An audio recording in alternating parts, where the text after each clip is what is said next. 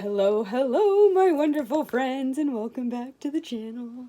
Today we are going to do something that is fun, and I am not going to talk about difficult journaling. We are not going to have any sad stories, and there isn't going to be any crying today. Yeah, it was good to have those videos, but I was like, okay, enough. We need to start talking about fun things about journaling again. So today I'm going to show you how I make laminated cover journals. So Judy had asked me about doing a tutorial on how I make these covers. And then Kimberly had asked me to do a video about how I sew them together. So this video is a little bit longer than my normal videos, but you know, it's sort of a two-in-one, if you will. So we make this cover completely from scratch. I show you the laminator that I use, which is nothing fancy. I got it from Walmart a very long time ago. And yeah, we just go through the process. So we just hang out, have a little chit chat. I do the collage with you. And thank you again to Mari for this amazing image. How great is that? Look at her. She's got her little dragon. I love it. So thank you for sharing that with me. I'm glad you did. I will be using this many, many times. So yeah, that's really it. That's the introduction. We do the laminate, and we have a nice little chit chat together that is happy. There's no talk of difficult issues. I don't think so. There's no crying. It's all good. It's all good. So this I did with, I think there's about 30 pages in this. But yeah, so from start to finish. If you have any questions, if there's something that I didn't cover in this video, or I don't think there is, but if there's something, please let me know in the comments down below, and I'm happy to answer any questions about this that you might have. It's very simple. You do have to have the laminator machine and the laminated pockets, the laminated sheets, but it is very inexpensive. And I do mention at the very beginning of the video that you can have a lot of fun with a laminator. And if you guys are interested in me doing a video about other crafts, other things that we can make for our journals, you know, there's some people out there that do some amazing things with laminators and dried flowers and dried leaves. And this time of the year, there is a plethora, I mean, depending on where you live, there is a ton of dried leaves out there right now. So it would be fun to gather up some really pretty colored leaves, put them in a box, let them dry out, and then have some fun making. You could do journal covers. You could do a clear journal cover with laminated foliage. It wouldn't just have to be leaves. You could do grass, flowers that you've dried in a book. I mean, the possibilities truly are endless. I've seen some amazing bookmarks, folders. You can make this, and you don't necessarily have to turn it into a journal. You could just make the folder and then add in some pockets at the back. If you didn't put the images in the back, if you left this blank. I talk about this in the video, but you could turn this into some sort of almost like a file folder. It would be great for Happy Mail and pen pals. So anyways, if you decide that you would like me to do a video about doing fun things with laminate, let me know, and I'm happy to do that for you. So, Sophie makes several appearances in this video because it's a bit of a rain day, and she's very upset with me because the back door is closed. And I'm sporting more than enough cat hair for everybody today. So don't be surprised about all the cat hair on my black t-shirts. I should learn not to wear black t-shirts when I make videos. But anyways, that's it.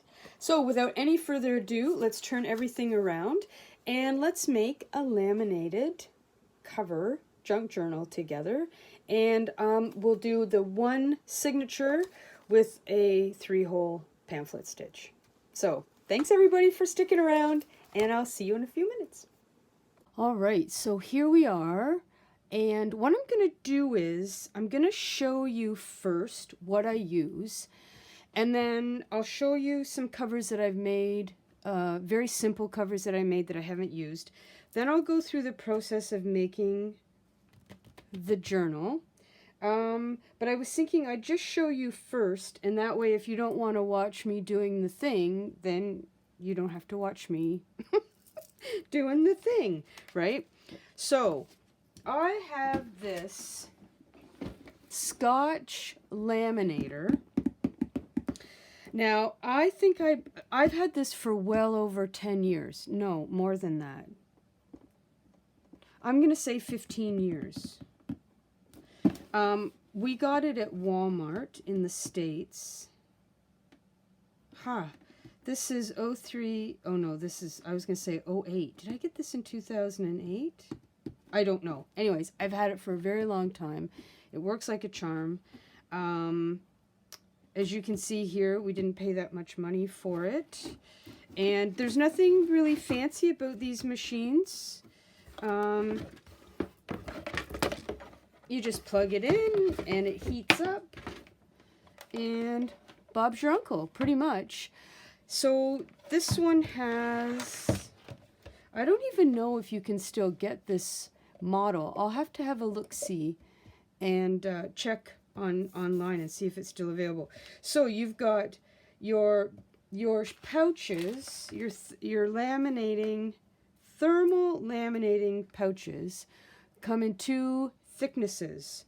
There's a 3mm and a 5mm, and you can see here that if you're doing something a little bit thinner and it's 3mm, then you hit this button. If it's 5mm or more, then you hit that button.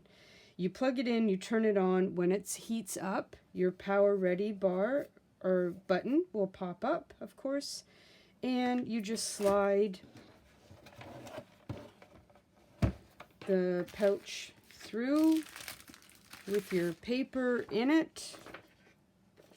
Right, so you open up, you put whatever you're laminating in there, and you line it up. And doodly doo, Bob's your uncle, and away you go. I will show you this in real time once I make the cover that I'm going to be working on. You'll find that the pouches are already glued or melted together at one end. I always put that end in first. There have been times where I've played around with this and I've been putting these in this way, or sometimes I've only used half of this and then I saved the other half. Every once in a while you need to be careful because sometimes your ends will get caught and they get a little bit jammed in there, and then when it comes out the other side, it's wrinkly. So just keep that in mind. And then you have this release button here if something does get jammed. I would say it happens not very often, but it does happen. So I have ruined the odd project by having it get squished in there. Okay, so the pouches, I get my pouches on Amazon just because it's easier. And I always use, for my covers, I always use the thicker, the 5mm, okay? It just makes for a sturdier, stronger, heavier cover. If you don't mind, excuse me, then you go ahead and use what you've got. So this is 228mm by 291mm. You can see they're 8 by 9 and 11 by 4. So your regular, this is just a regular piece of copy paper. When you put it in here, let me get this out of the way. When you put this in, you can see it gives you a nice border of I would say about 1/2 inch all the way around it. And you need that because that's where it's going to be fused together, right? And that seals your paper in there. Same with, I have this piece of cardstock here that we're going to use to make my cover, and it's the same. So you don't want to butt it right up against there. You want to leave a little bit. I always try and leave a good 1/4 inch, and then, right? So here are a few, before we get started making the journal cover, here's a few examples that I've made, or I've done, with some beautiful paper. I think I got this at scrapbook.com. And then it's fun to get the paper that has the nice print, like the double-sided paper, because then that way you already have a nice inside of a cover, right? So I've got that one. This one this is all scrapbook paper that I've used. Where am I here? I will feel like I'll never get this right. I love this. This is some roses. And I just left that blank there. I used some fun pages from vintage books, and I think they make really great covers as well. And this is just, oh, this is here. I started doing a little bit of something already. So here's some scrapbook paper, and then I used 2-way tape to put a pocket here and a little pocket back here. Here's some more vintage book pages. So this is a nice weight to it, but I will say this isn't quite as thick. And this is the 5mm laminate pouch, because I only buy the 5 m. But when we do the cover on the cardstock and I add the layers on here, you will notice that it adds just that little bit of extra weight to it that I find helpful. But you know, those are minor details. I mean, I think this is great fun and a great way to use vintage book pages. You could even do a collage, of course, of different pages. This would also be a really fun idea if you had one of those really large vintage magazines, like a Woman's Day magazine or an old vintage catalog. Those would make great laminated covers for your junk journal as well, I think. Oh, I did a whole bunch of those. Here's a Halloween one that I forgot that I made. And then here is some woodland paper. So this obviously was a more portrait, what do you call it, directional paper, but I don't think that really matters if your little woodland animals are to the side. But anyway, so those are just a few examples that I could find of some different things that I'd use. I mean, you know, if you've got really pretty scrapbook paper and you really don't want to cut it up, I think this is a great way to use it, for sure. Okay, so now let's get started on making the actual cover.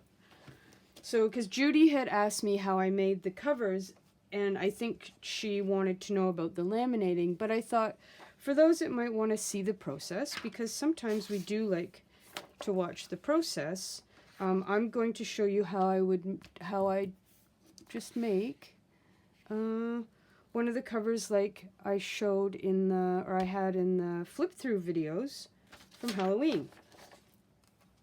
Okay, so I've printed out the images that I'm going to be using on the inside and on the outside, just on regular copy paper. Now, I have printed out the images that I like. Hang on just one second and I'll show you. So like I did with these journals, this is all paper. Some of it's regular paper, some of it's sticky paper. But I have not used cardstock on top of cardstock. I found that if you put too much bulk on your paper, your laminated edges peel apart. So if you just, and I have made many covers that have pulled apart from the laminating because I've tried to put, it's just too thick. I really, oh, hello, Sophie. What are you doing? Hi, are you gonna help? Yeah, what do you got in your fur? You got something stuck in there. It's kind of a cold rain day out there, so okay, no bums in the camera. Come around, they want to see your face. There we go. So yeah, so just be mindful if you're gonna do a collage cover like mine, just don't load it up way too much, because if you do, it just doesn't stay stuck. Now, I will say I have made, hey, I need my light over here. Thank you.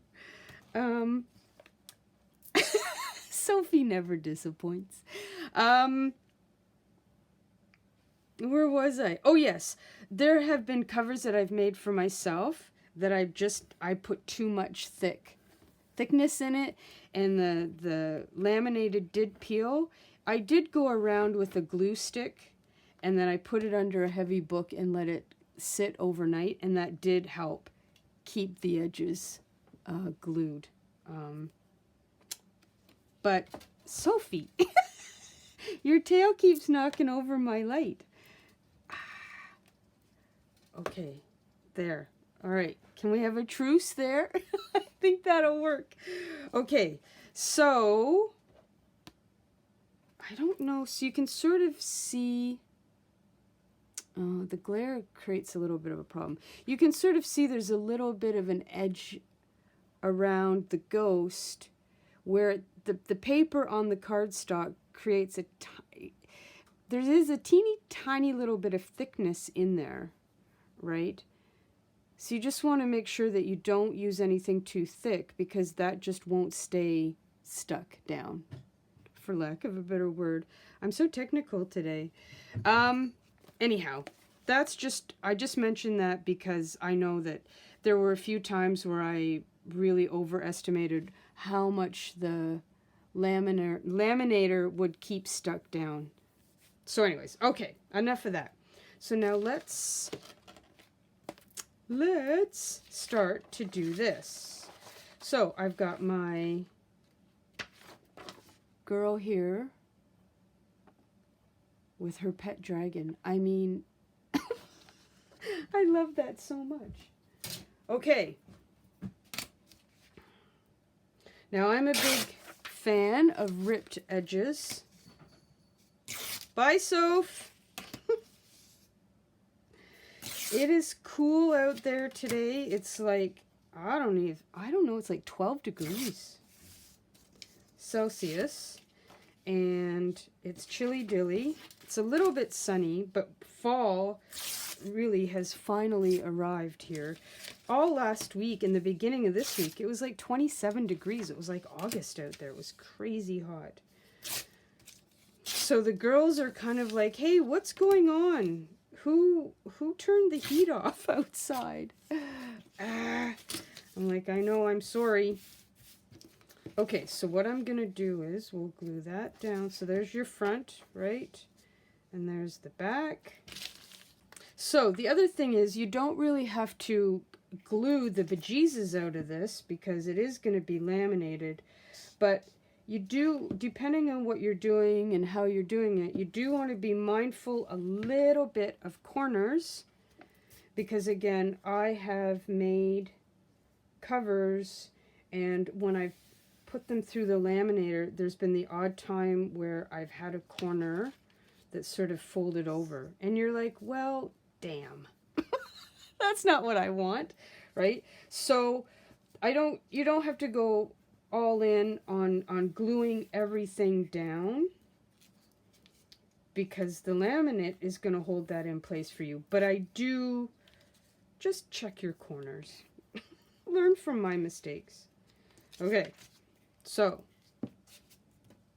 try this one here.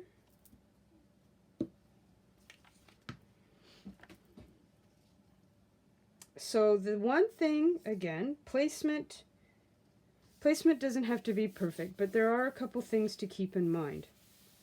Of course, you're going to be folding this. Oh, see, even then, okay. I'm glad yeah, look. See, I'm going to fold this in half. I'm just going to create a, so that's not what you want at all.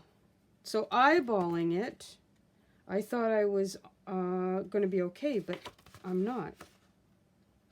She needs to come over quite a bit more. Okay, so let's reposition.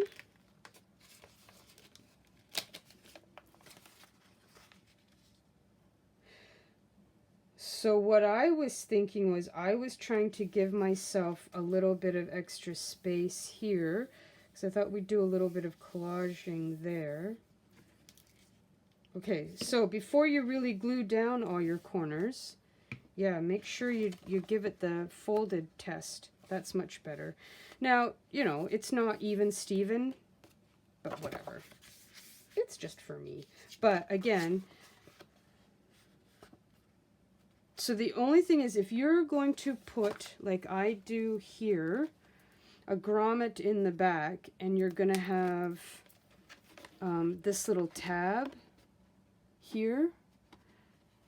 So depending on what you're doing and how you're collaging and how you're, you know, what kind of design you want, you just need to decide if you want any of this to cover up any of what's here. So let me just get a piece. So what I use, hang on. I got that. Okay, so I got this Fiskars punch here. So let's just, and this is just paper. I have used, as a reinforcement on this little, for the grommet here, I've used both paper and cardstock, and both have worked fine. When I make the journals to sell on Etsy, I always use cardstock, just because I feel like it's a little bit thicker, and I want the journal to have as much integrity and quality as I can. But when I make them for myself, I've used paper, and so far it's been fine. But anyways, so you're gonna eventually fold this in half, and then we're gonna stick this on here. So you can sort of eyeball it a little bit and be like, oh, okay, well that's not going to interfere. But it probably should come a little bit more. So let's see if I can lift this up, or is it glued down?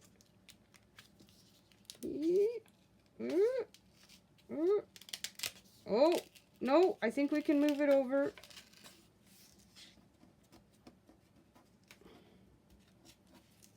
Maybe. Maybe not. No. Oh, maybe. Oh my god. Okay. Again, you know. Oh, here we go. Yeah.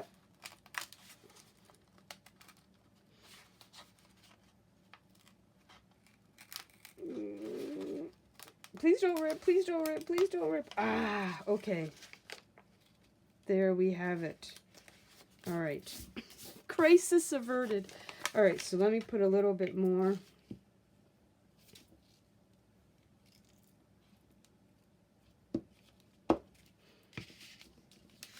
So yes, we're just going to push this over a little bit here.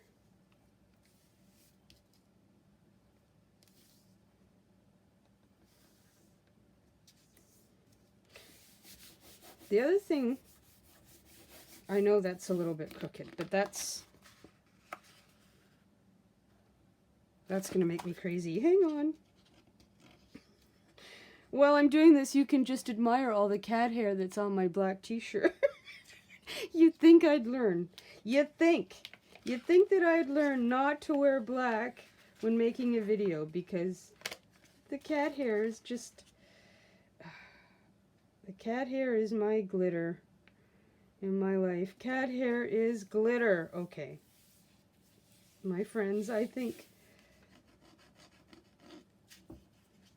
Okay, that's, okay, now I'm just being silly. Let's just glue it down. Oops. And Sophie somehow always knows when I'm doing a video. She's got her radar on. So she's going to come bouncing down here, wanting lots of hugs and kisses. So even if I didn't have cat hair when I started, I have cat hair now. Okay, that's going to work. And that's going to stick out a little bit like that with the laminate on at the edge here. Yeah, that's going to be great. Okay, so what we'll do is now let's, okay, darling, what's going on? Have you decided that today's an indoor day? Have you? Maybe? Yes? Okay, well, that's great. I'm glad. Yes. But we're trying to do a video here. So do you think we could scooch over? Okay, well, we're just going to scooch down. Yeah. And so we will have a small intermission for petting Sophie.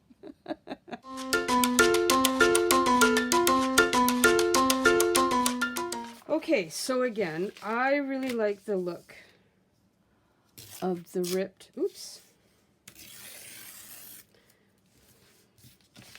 ripped edges here.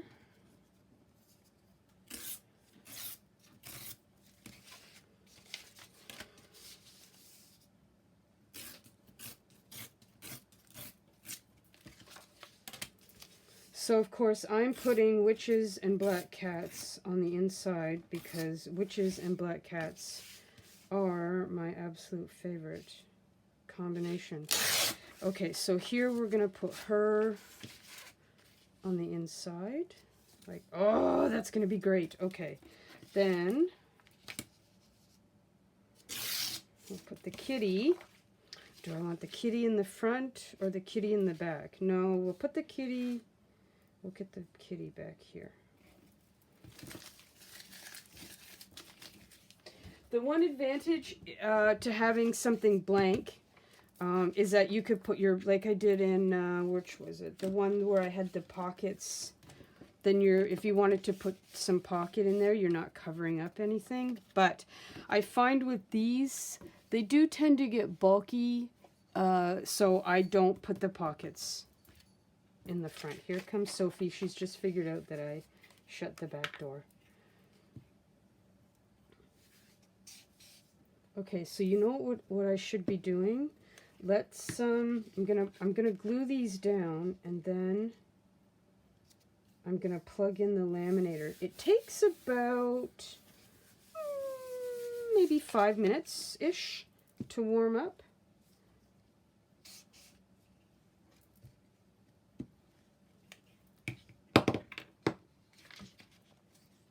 Okay, so let's glue Witchy Poo down here.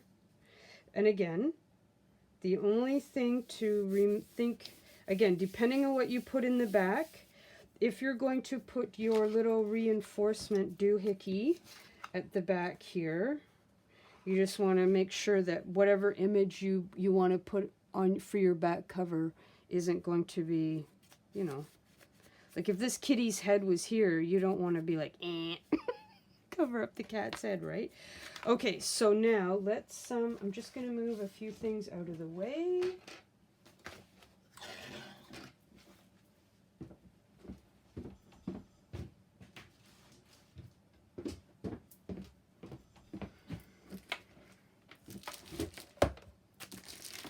And we will plug this in.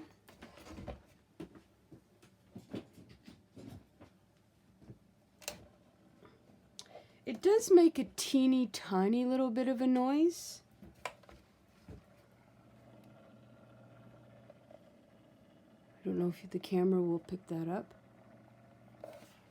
So, and we're going to do the 5mm, of course. So I got that ready there. And so obviously it's not ready yet because the little green light's not on. Sometimes I feel silly saying the obvious.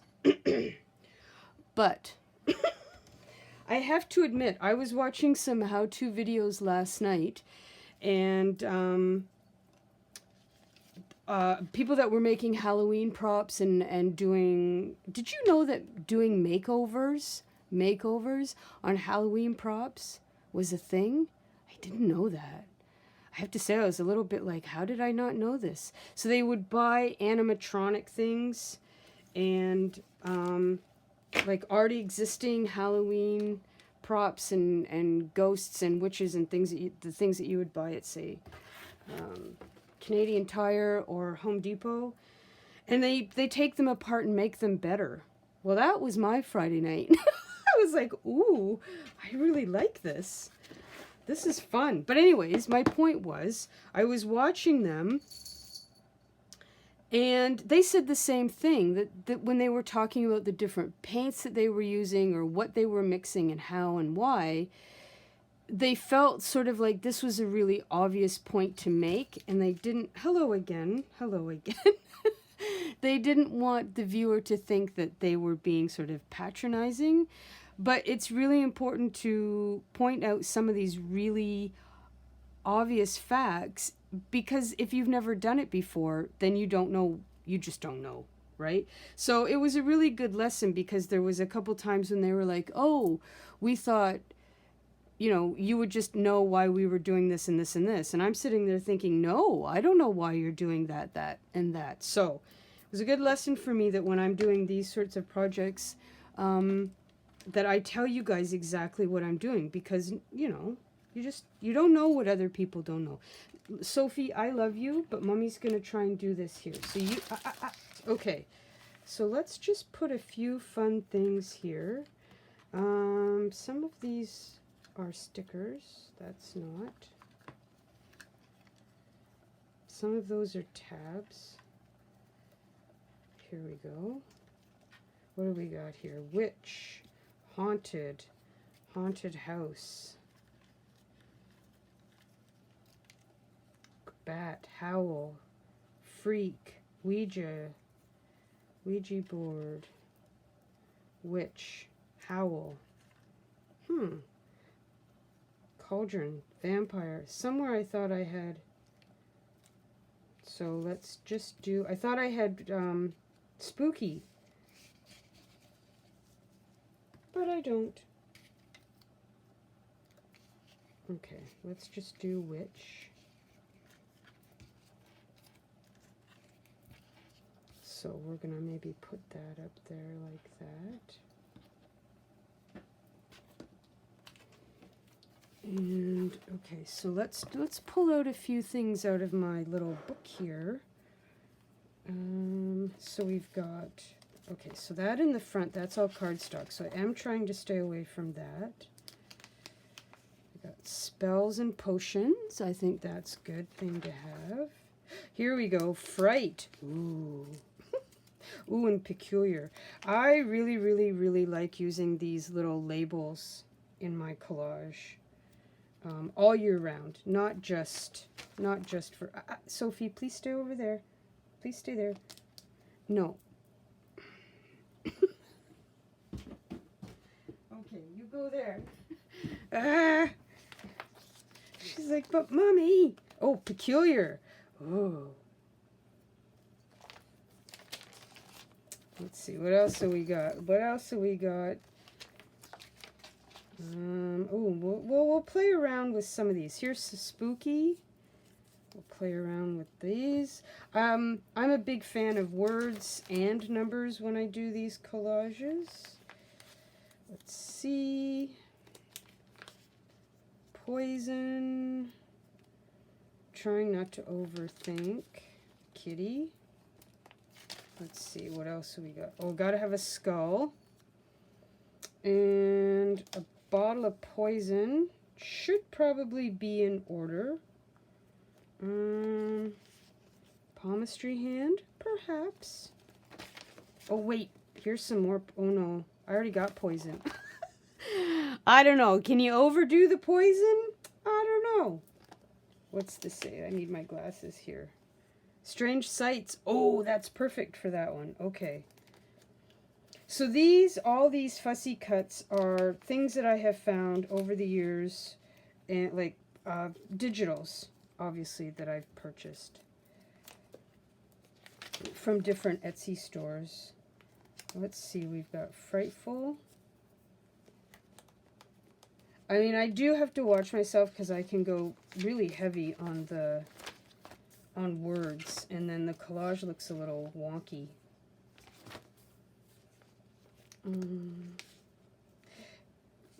I don't know. Let's see. We've got quite a bit. I'm just looking for... Oh, yeah, this number 10. Let's use that. And we got some scary words. Did I pull out goblins? I think I was thinking about it, but I'm not sure.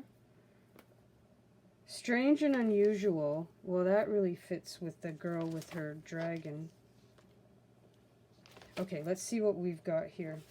We can always come back and get more if we need it. Okay, so I'm going to put the witch back. Oops. So what do we got here? Strange and unusual, yes. Now I'm going to...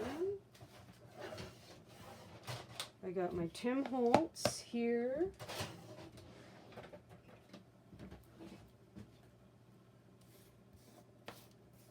Okay. So let's just ink around a little bit. I usually don't get too crazy inking around stuff. But with these covers, I do like to just get rid of that little bit of the white that's around there. Okay. So I have to say, I am beyond happy that it's Halloween season. And I know that not everybody's a big fan. But, yeah, I got almost all the stuff out on the front lawn, and now I'm just working on some of the details of the front lawn. Lighting is always a thing for me. Every year I'm always trying to improve upon the lighting. The only downside is that when we first started doing this, or I first started putting a ton out, I was a little weary about whether or not somebody would steal stuff off the front, like steal some of the props and stuff. Now we have one of those big giant skeletons, and when we first put it up, I can't even tell you. People came, which was great. They loved it. We were one of the first people to have it. Oops, I'm gonna do it around here. Oh, you know what? I think I want to do a little bit of green. I got this forest moss I like to do on him sometimes. Yeah, people were coming and they were climbing on it and they were taking pictures. I was terrified somebody was going to get hurt. Yes, I shut the back door. I did.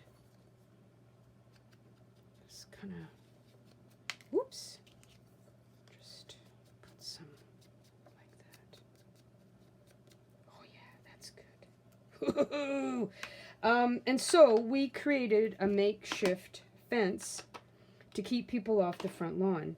And I felt really kind of weird about it. And I don't know if that's too... I hope you can see. Hang on. Just to make sure. I think that's too light. There.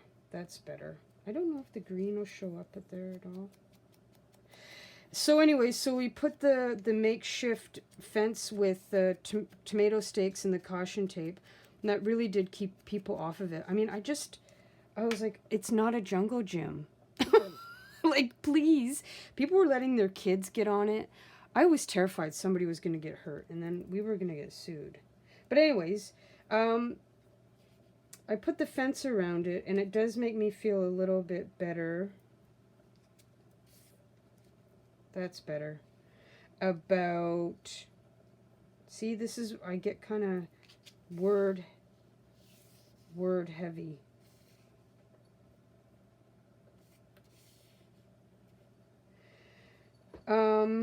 And sadly, I guess it was 2 years ago, I had another skeleton. It was supposed to be a candy bowl, so it was a skeleton and it looked like he was holding a bowl over his head, and it was made out of some sort of ceramic concrete mixture. And I had it tied up by the front doors, and I had him tied with just some rope so he didn't fall over. But somebody came up onto the porch and used their lighter to burn the rope and stole it. And I was very upset, I have to say, because I was like, it's not yours. It's not yours to take, which I get it. People steal stuff, whatever.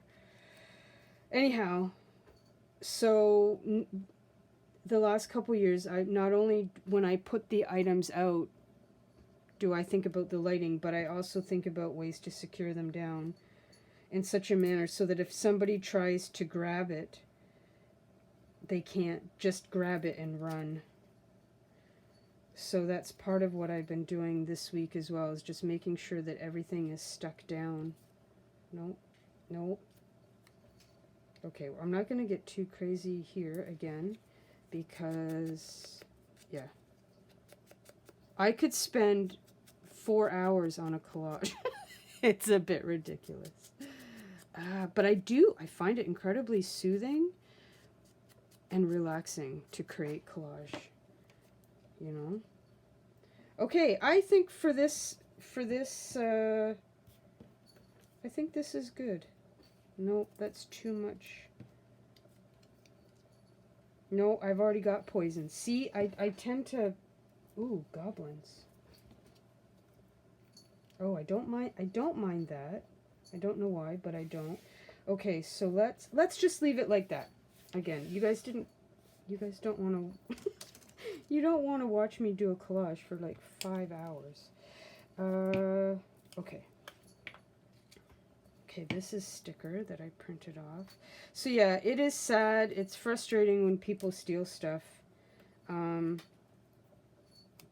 it just made me think that I really need to be mindful of the fact that some people just take stuff that's not theirs. And there we go.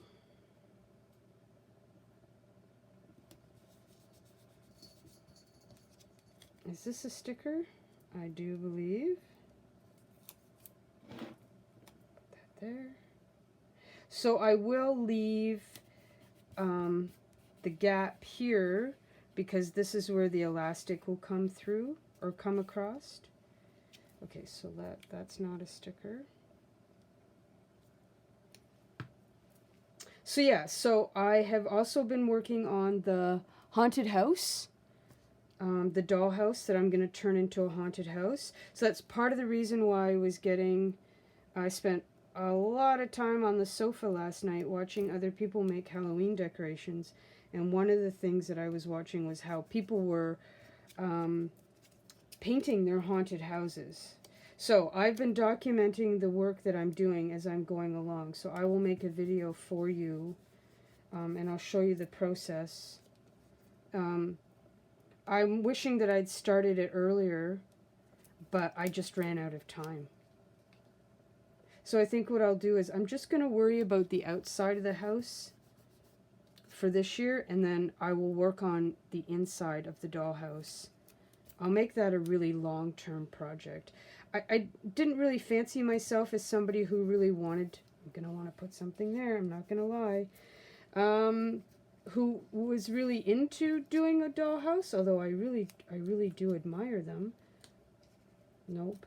And I don't know if I said it in another video, but holy cow, miniature stuff is so expensive.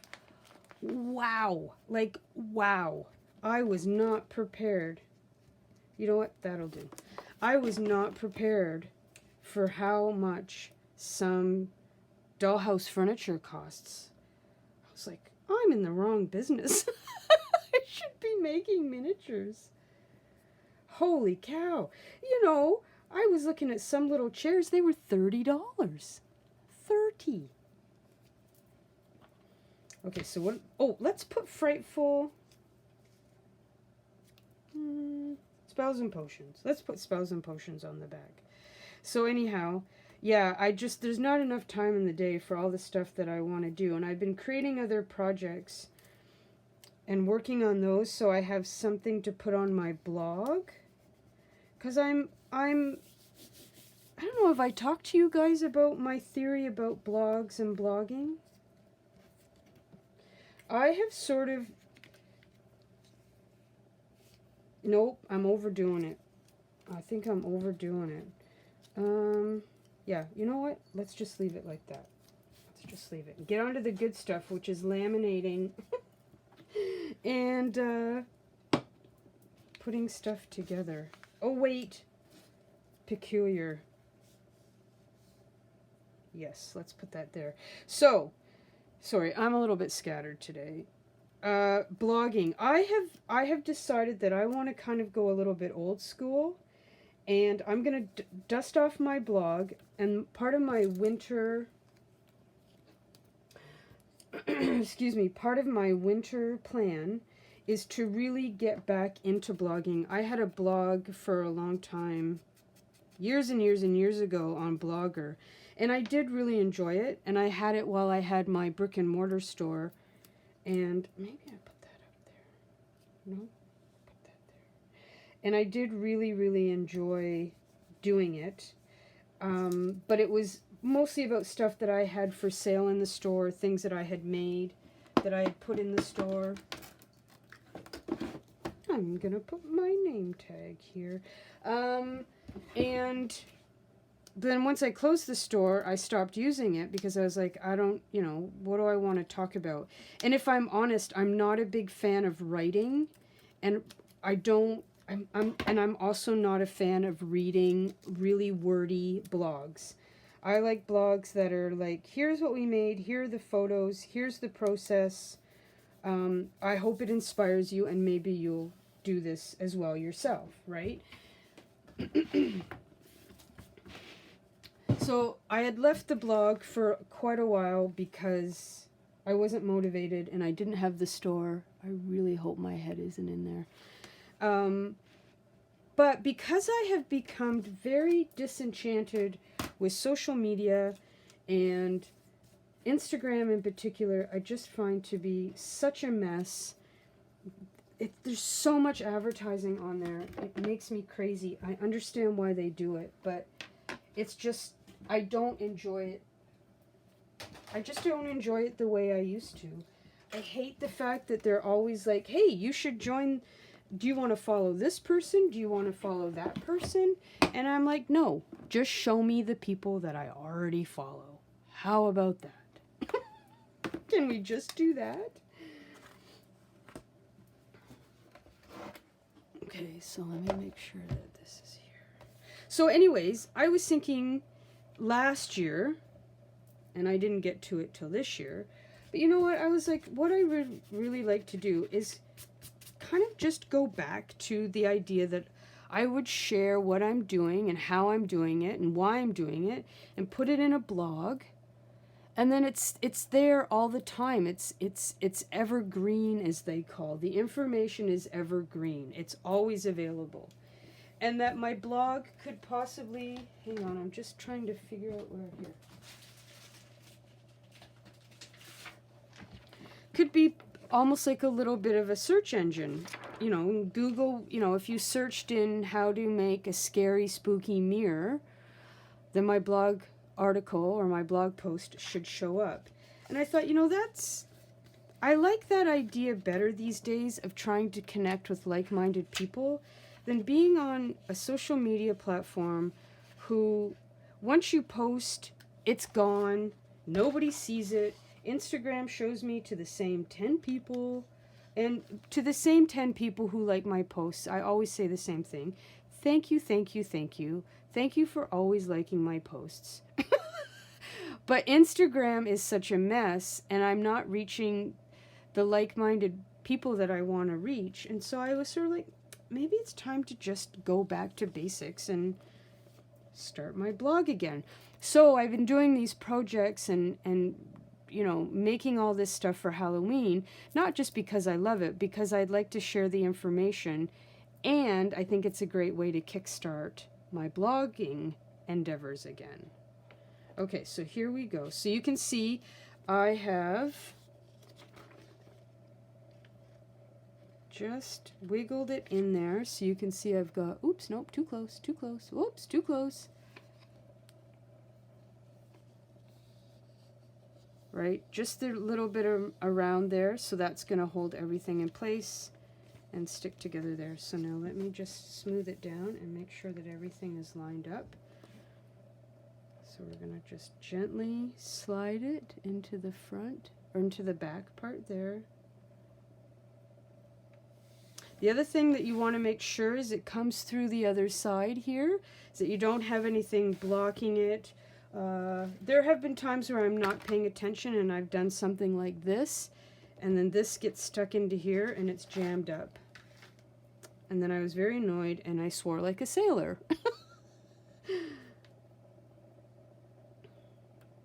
And it's really just that easy.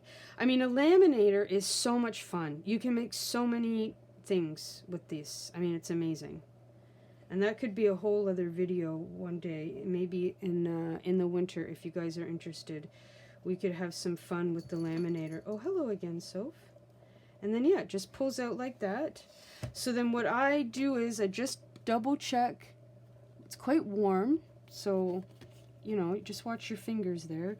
So you can can you see there where it's, you see the line where it's glued itself down together? And then I just do a little test around and just make sure that everything is indeed fused together, because every once in a while I've had one that hasn't. Here's this now. If you find for whatever reason it didn't want to glue itself down, you can just run it through again. In fact, we'll do that now. It doesn't hurt it. Famous last words.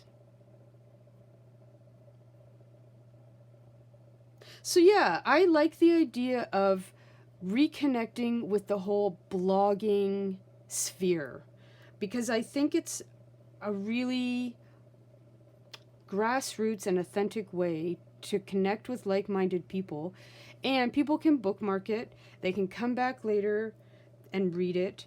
Whereas social media, it's just everything is so boom, boom, boom, fast, fast, fast.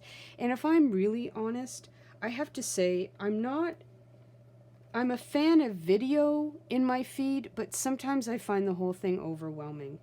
And I don't need to see everybody and their grandmother dancing around. Like, if I'm in the mood for that, that's fine.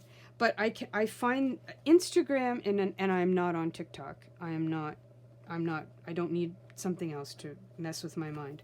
I find TikTok or Instagram to just be too busy. It's too much.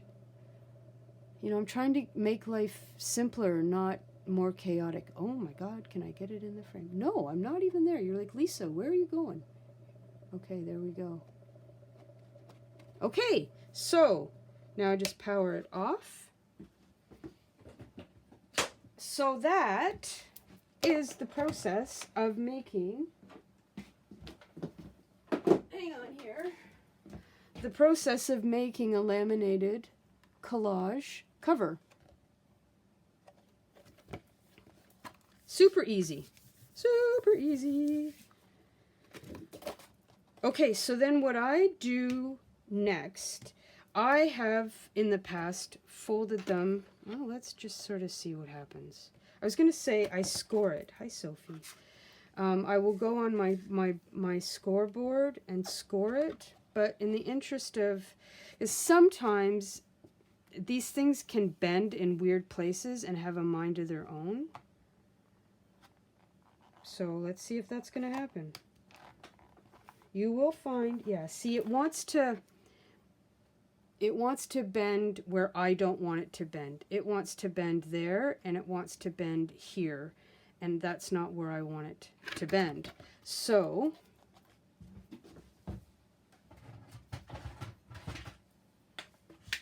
this doesn't always make it bend perfectly, but it certainly helps.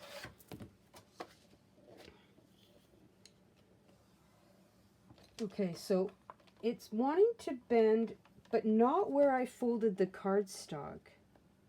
Okay, so let's see here. We've got in the middle. That's where I want it, right here. So I'm hoping I can maybe zoom in with the camera during editing, But you can sort of see, here's my score line, and this is where it wanted to bend, and that would have made for a very uneven cover. Okay. All right, so it does take just a little bit of manipulation to make sure that you get it to go where you want it. There we go. That's much better. Okay, so see where it's creasing there? That's definitely not where I wanted my fold line to be.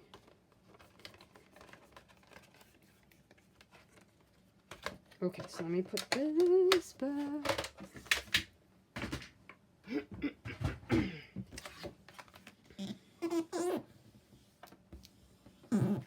There. Ta-da! It's that, I was going to say it's that easy, but it's also that much fun. I love making these. There's something very satisfying about this. And it's an easy, fast way of coming up with a journal cover if you're wanting to make, especially if you wanted to make something that's personalized, let's say for a friend, and you don't have the time and energy or whatever it is to do, let's say a journal cover with an actual book cover, but you want it to be a little bit more substantial than just using paper, cardstock. Now, I have this one here, which I still have not done the things in it that I want to do, so ignore the fact that I haven't worked in it. But, oh wait, maybe no, I didn't. I just put the pocket in here. So this is just scrapbook paper, and then I glued in the dictionary page that I gessoed in the front to give it a little bit stability. And again, you know, this might work fine for whatever you're doing, but this is obviously a very soft-covered cover. Soft-covered cover. And this is a little bit of a soft cover as well, but it certainly will provide you a little bit more stability. So I think this would be fun, especially if you're making something for a friend. And, you know, you could print out photos of you together, photos of her kids, whatever it is, you know, whether graduation, baby. I mean, the possibilities are truly endless, right? Okay, so now the last step is I'm going to put the doohickey on the back here, right? And then we'll put, we'll get out a grommet. Doobly-doot. Oh, what, wait a minute. Maybe I want one of the, I got these matte ones. I think these are Tim Holtz. Yeah, let's use that one. No, we are memory keepers. I got these matte 1/4-inch eyelets on Amazon, and they were, I'm pretty sure they were memory keepers. I'll look it up for you. I'll look it up. Okay, so now let's glue.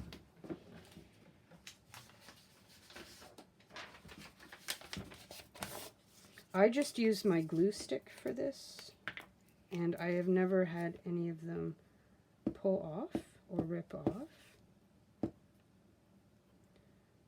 But I do tend to be, with this thing, a little bit heavy-handed with the glue stick.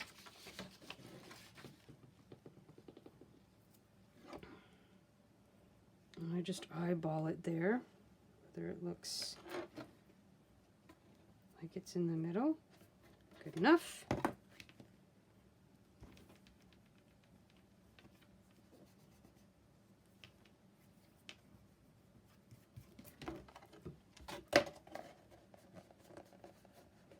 There. Easy peasy. Then we will get out our Crop A Dile. Ta-da! This I got on Amazon, I believe. I have to say, these have jumped in price quite a bit. But if you have your Michaels coupon, and they're not on sale at Michaels, you can get a pretty good deal that way. But boy, let me tell you, Michaels coupons are not what they used to be. They used to be 50% off, 40% off. I think I don't even know if the last one I got was 30% off. I mean, I know times are tough, but come on. Okay, so I'm just going to mark my thing there. Okay, so first we make the hole. And then what did I do with, there it is.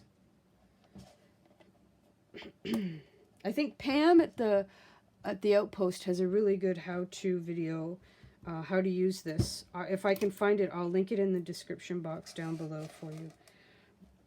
And if not, if I can't find it, let me know if you want me to make a how-to of this, and I will. There, in. Ta-da! Okay, so now we just need our elastic closure. So let me go get my elastic. So the other thing I was thinking about the other day, because I want to start, well, I have the blog up. I will leave a link down below in case you are interested in checking it out. It's just at the very beginning stages. So, you know, there's a few things on there, and there's Halloween stuff because that's what I've been working on. But what I'm curious about is if you still look at blogs. I'm a bit of an old geezer, so I do actively look for blogs, especially when it comes to things like for snail mail, happy mail, pen pals, and that kind of thing. But like I said earlier, I'm a much bigger fan of blogs that have a lot of photos, because let's be honest, I'm the artsy-fartsy girl, and visual appeals more to me than just a mass amount of reading. Like, if I see a ton of reading, I check out. I'm like, I'm sorry. I'm just probably not going to read all that. Or I might, but I'll do it. I might save it and read it, print it out, and I'll read it in the tub or something. But so that's going to be my format. I like a lot of photos. Less talking, more looking. But if you guys have favorite blogs or bloggers that you really like, let me know in the comments below, because I'm all over sharing good blogs and people that we like to, that we would like to share with other people. There you have it.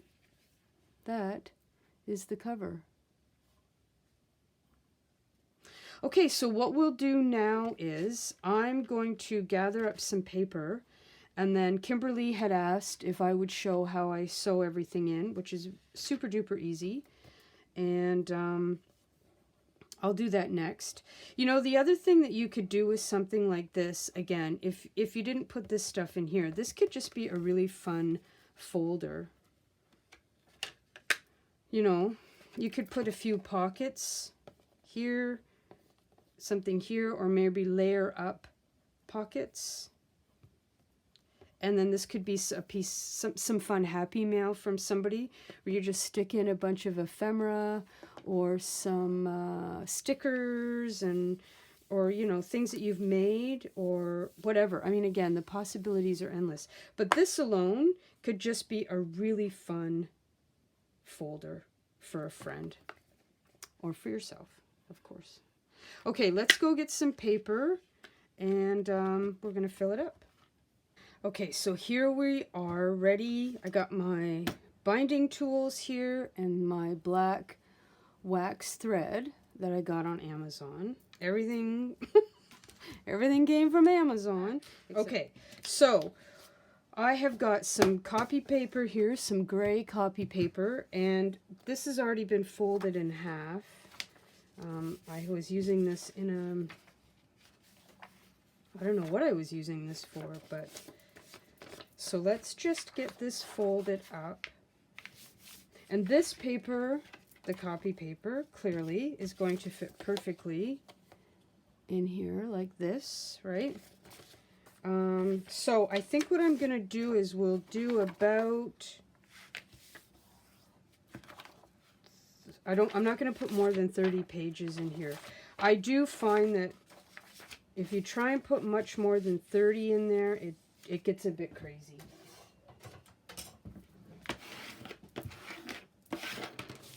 Okay, so we've got those here, and we'll just give them a good crease with the bone folder, because again, I find that that helps with the bulk at the end. I mean, we want them to be nice and chunky and super thick, but that's from putting stuff in them. That's gonna just fit in there like that. That's fine. If I'm not bothered if the paper sticks out a little bit.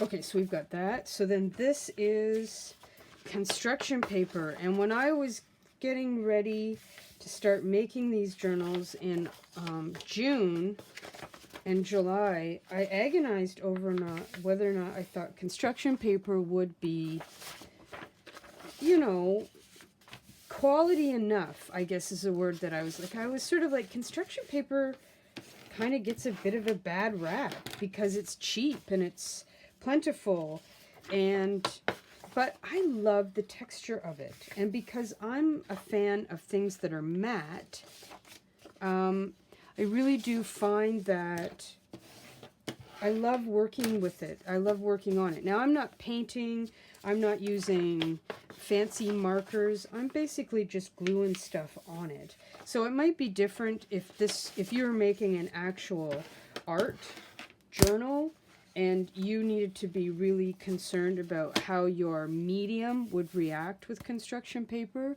but that's not my case at all. So I guess I was afraid people would be like, oh, Lisa's putting construction paper in her journals, that's junk paper, I don't want to buy it. But I'm very, very pleased with it. That fits fine in there. This is copy paper that I put through my binding machine, and I didn't use it for the project that I intended, but I really quite like how that looks up there, or we'll do a few down at the bottom. Yeah, I think that's just kind of fun. So yeah, I mean, not all paper is created equal, obviously. Some paper is better quality than others, but I bought a huge stack of it, the black paper, on Amazon, and I'm going through it like water. I just think it's great. You know, it's one of those things that you sort of, sometimes we think that things that are inexpensive aren't, I mean, a lot of times, all right, let's be honest, things that are inexpensive don't tend to be the best quality.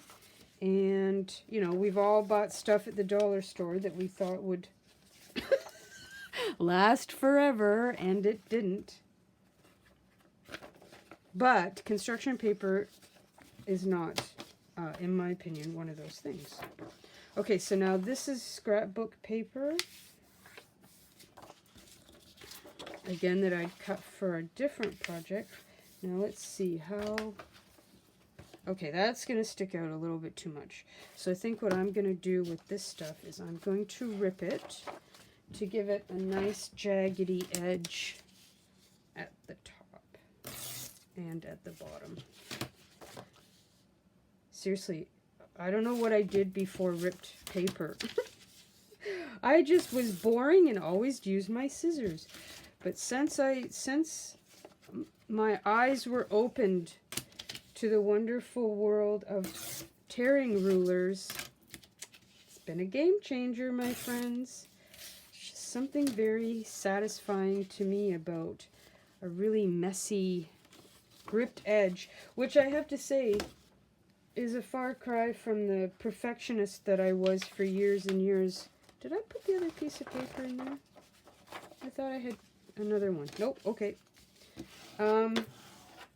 Yeah. There was a time when a ripped edge would have made me very nervous. I'm not ashamed to admit it. Okay. But yeah, when I was sewing full time, my perfectionism was at an all-time high, and anything uneven would have sent me into a tizzy. And I am very glad that I have changed my ways. Okay, so let's layer these up now. So let's see what we'll do. Let's do, we'll do it like this. So we'll put something kind of decorative at the front. Then I'm going to do black and then gray. And then black. You know, the one thing about getting older is that we just, at least for me, I just don't care as much about the small things as we used to. And I'm still a worrywart, don't get me wrong. I overthink a lot. But I find that the things that I worry and stress about are very different than what I worried about even 10 years ago. So in my mind, that's progress, because I'm not fretting about things. You know, I'm just not fretting about things like whether or not the edge is perfectly straight. I mean, I understand where perfectionism comes from, and one of the best quotes I ever read was, "Overdoing is fear in disguise." I'm telling you, I read that quote, it stopped me dead in my tracks. I was like, oh my God, that's me. That's me. I'm like, I overdo. I obsess. I overthink. I was like, ew. I don't want to be that person. But I was. I understand why I did it. I totally get why I did it. And I suppose on some level, there was a period of my life where overthinking and overdoing served a purpose. But then I just got to a point where I was like, I need to let it go. It's not doing me any good. It's causing me a lot of stress. I'm just going to stick that in the middle because it's fun. Okay, so then let's intersperse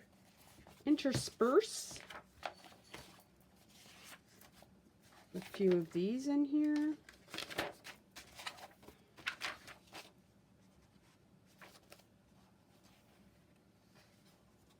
I'm going to put this one here. Yes, overthinking. You know, overthinking will kill more dreams than doubt ever will. That was another quote where I really had to stop and be like, are you doing that? Are you overthinking? And then the answer was always yes, and then but this is why we journal, right? We journal to figure these things out. We journal to try and come to terms with some of the things that we do, and the most important part of the journaling process, in my estimation, is to just, you know, work out some of these bugs and kinks that we have in our system, and to try and, you know, alleviate the pressure and the stress that comes from having these quirks and these things that we have and that we do, right? So that we try and find some relief. And so, you know, journaling, of course, it's about writing these things out, or getting them out through collage and getting them out visually and working them out so that they don't cause, at least to alleviate some of the internal stress. All right, so those are a little bit too wide, but we'll deal with that with our ripping ruler at the end.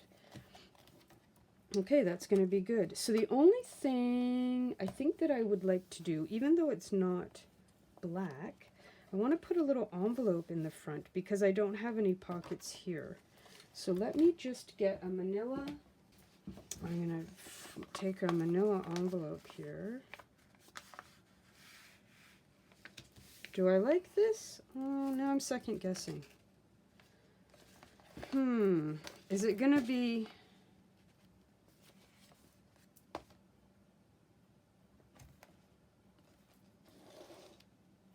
I don't know. Hang on. I've got these...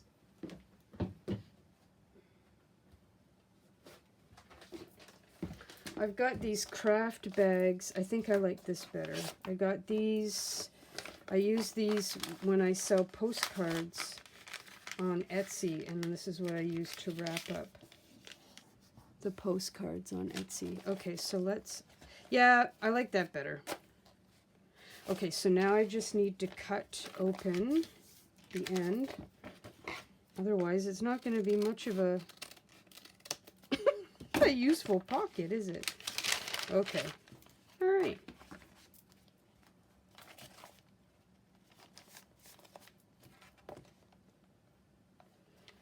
Okay, so now we get ready. So, of course, having this here means that when we get out our pokey tool and we're going to poke our holes, we're going to try and get that bag stuck in there. So I'm going to poke in the middle, and I'm not going to, I mean, even if you just poke it in the middle, it'll be fine. It'll be secure in there.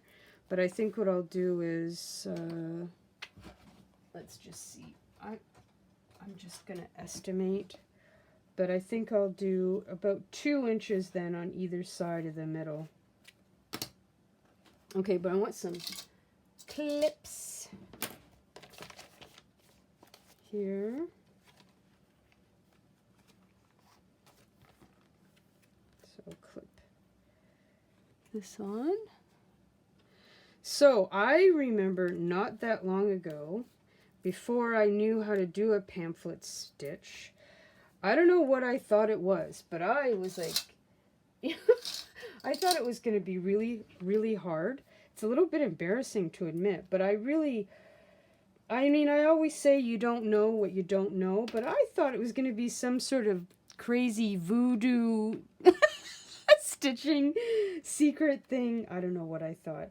And I went to Johanna here on not Instagram, on YouTube, and she had a very simple video about how to do a pamphlet stitch, and I remember watching it and thinking, that's it? That's it? I was so worried about trying to learn how to, the things that we tell ourselves, huh?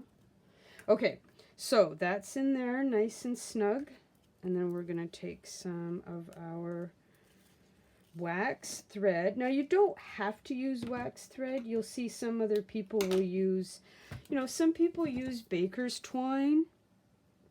Some people use seam binding satin. It's fun to experiment with different things. Of course, having the wax thread means that it just moves nice and smoothly through the paper. And it holds nicely. Okay, so now I've got my large needle. Get that threaded up. Okay, so I'm just going to eyeball this. So we've got our pokey tool. And I mean, again, I don't mean to state the obvious, but just in case somebody's watching this who's never done it before, of course you'll notice that your awl, this is called an awl, gets wider up until a certain point, and then it just sort of stays that same width. So the more the further you jab this in, of course, the bigger your hole. So if you're somebody who doesn't want a big gaping hole in your journal, then you don't want to stick it, you only want to push it through so far. Oops. But if you like me, and I prefer and I enjoy having a little bit of extra wiggle room to get my needle back in when we come the other way, I usually poke my awl in quite far. I consider having the bigger space in the hole a little bit of an advantage. Okay, so let's just stick it. So you sort of want to tuck it in there, and then I like to fold my cover down a little bit so that when I poke it through, I'm going to be poking through in where the spine bends, not here on the side or in the back, because I've done both. So I find this is just kind of a way that you can sort of help guide yourself. So let me just make sure I'm here. Miss Sophie has made an appearance once again because she doesn't like that the back door is closed. Okay, so you just give it a good jam there. I'm going to push that through a little bit more. And then, so what did I say about 2 inches down this way? So I'm going to go there and do the same thing there. And So it is a little bit of a push because you're pushing through, of course, the cardstock and the laminate. And about there. And there you go. And you're going to push that through there. Now, how you do the actual stitching is a little bit of just a personal preference. So, Sophie's like, wait, you have string? You have string and you didn't tell me? Maybe, can Mommy just... This could be problematic. Okay, you can have the string when I'm done. How about that? Okay, so first we go in this middle hole. You can go the other way, and you can do this the opposite way. I don't know. I do this because for whatever reason, I like to tie my tie on the inside of the signature. Some people like to have the ties on the outside of the signature. Sophie's very curious about this thread. Okay, so we go in here like this. And you push it through and see what Sophie does. Then we're going to come, again, you could go to the top if that feels more comfortable. This is how Johanna, Chloe is her last name. She has an amazing YouTube junk journal channel. She was the first person that I watched do it. So this is just, it imprinted on me in that manner. So that's how I do it. So then you come back through here. Sometimes it takes a little bit of finagling to get the needle to come back through, but that's why I like to have the hole that's a little bit bigger. So I do find it's easier to get the needle through all of the pages and easily gliding to the other side. So then I'm going to pull my thread a little bit and just check that I have enough to hang down. Now you're going to go through the middle hole again, and what I like to do is sort of put my needle through on a bit of an angle, and sometimes this can be a little bit tricky. And what you want to make sure, where am I here on camera? Okay, there you go. You want to make sure that you're not piercing through the thread and that you're not going to end up with a hole through the thread because it just gets messy and then it doesn't want to tie tight for you. So if you pull it, you'll know right away if you've pierced that through that thread. Okay, then we go to the top hole. Natasha at Treasure Book, she also shows this very nicely as well. Now this is usually where I have trouble, but I've managed to get that through in one poke. And then you pull it through here. Okay, so here I take my needle off. So then you're going to give this a little bit of a tug. So you can sort of see here, I hope. It's hard with the dark on the dark. You can see this one. I hope you can see it. This is these are a little bit loose. Right? So you want to make sure that you pull those tighter so that it helps keep everything in place in the inside.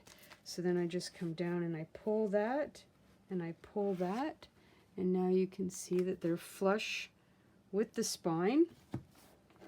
And then I just tuck that underneath there, and you can make whatever knot your little heart desires, however you would like to tie that. Some people like to put this in a bow because they like the decorative aspect of it, or you can just knot it, and hopefully Sophie's like, yes, if you're gonna make me stay inside, then you need to entertain me, and this is one of the ways that we can do that. We will play with some yarn after Mommy's done the video. How about that? Okay, so then I just trim these off a little bit. Some people like, you know, again, you can leave them uneven. You can tie little doodads and bells on the bottom. You can chew on them if you're Sophie. So there you have it. There is your oh my God, I can never say it. Single signature stitched in. And then you can go and sort of fold things down. Here we go.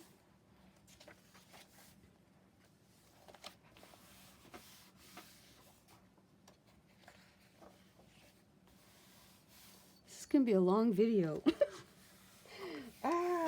Okay, so here we have our pocket in the front, and then our pocket in the back. So then what I do is, my trick, now you can see that the pages are a lot wider than our cover. That doesn't necessarily bother me. The only problem is, you know, they could get a little crushed here with your elastic. So what I like to do is, I will come in with my ruler after everything is stitched in. And for me, this is one, how do I say this? It's less, I have agonized in the past if all my edges of my pages are exactly lining up with the ends of the cover. And it's, you know, there's been times where I've taken journals apart 2 or 3 times because everything wasn't perfect and flush.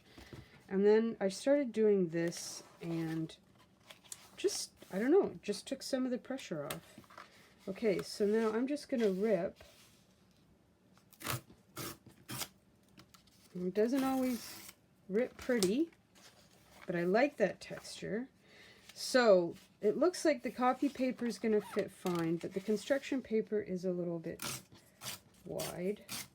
So I'm just going to come in here and rip them down so that they fit. The other thing that you could do too is if you wanted to, you could just create a little tuck spot for yourself by folding them like that, and I like to do that as well. So that's it, my friends. That's pretty much the journal, the laminated journal process.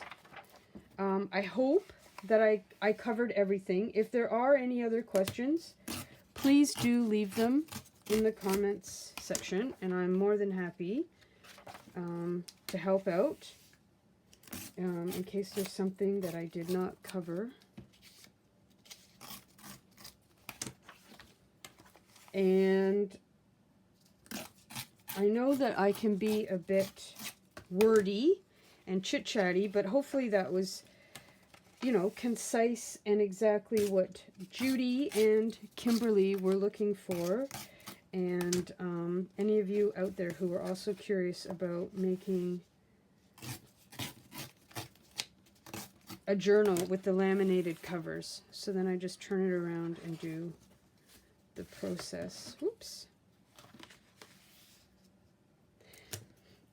I find that sometimes the journal can, or the cover of the journal can be a little bit perplexing, because depending on the technique, depending on what you have and what you want to use, sometimes journal covers can take forever. And if that's part of the process that you really enjoy, then it's fun. But like I said earlier, especially if you wanted to do a journal that is for a very specific purpose, I do find that I like this because it can be made so personal. You can add poor Sophie. She does not like it when it rains. So anyways, let's just finish up these last few here. And we will say adieu for this video. If you like this video, and you don't mind all the cat hair on my sleeves, please give it a little thumbs up. I really appreciate you being here and spending this time with me and having a chat and letting me show you my technique. Yes, Sophie, I know. There we go. Ta-da!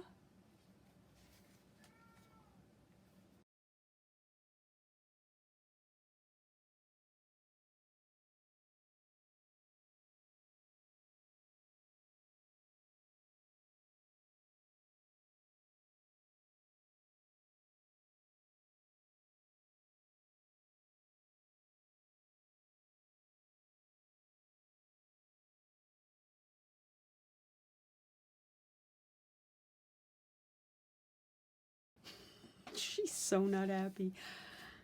There we have it, everybody.